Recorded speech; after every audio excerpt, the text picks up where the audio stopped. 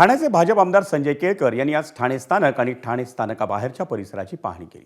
ठाणे स्थानकावर प्रवाशांची होणारी असुविधा आणि ठाणे स्थानकाच्या पश्चिम परिसरात होणारी वाहतूक कोंडी याविषयी ठाणेकरांकडून अनेक तक्रारी येत आहेत। ठाणे स्थानकाच्या पश्चिमेला रिक्षा, टॅक्सी आणि खाजगी वाहनांसाठी पुरेशी व्यवस्था नसते।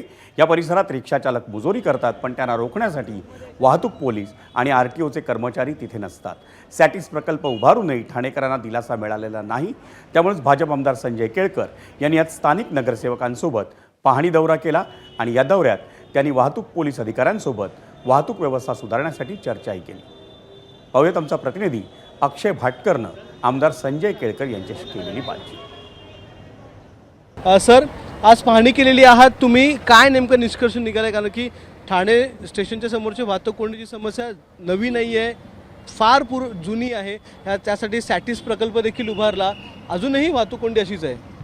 आज आम्ही खूप मोठ्या प्रमाणात प्रवाशांच्या तक्रारी होत्या, आमच्या नगरसेवकांच्याकडे देखील तक्रारी आलेल्या होत्या आणि त्या अनुषंगाने आरटीओ, ट्रॅफिक आणि पोलीस असं सगळ्यांना एकत्र बोलवून या ठिकाणी काय नियोजन करता येईल, कारण की नियोजन याच्यामध्ये फेल गेलेलं आहे।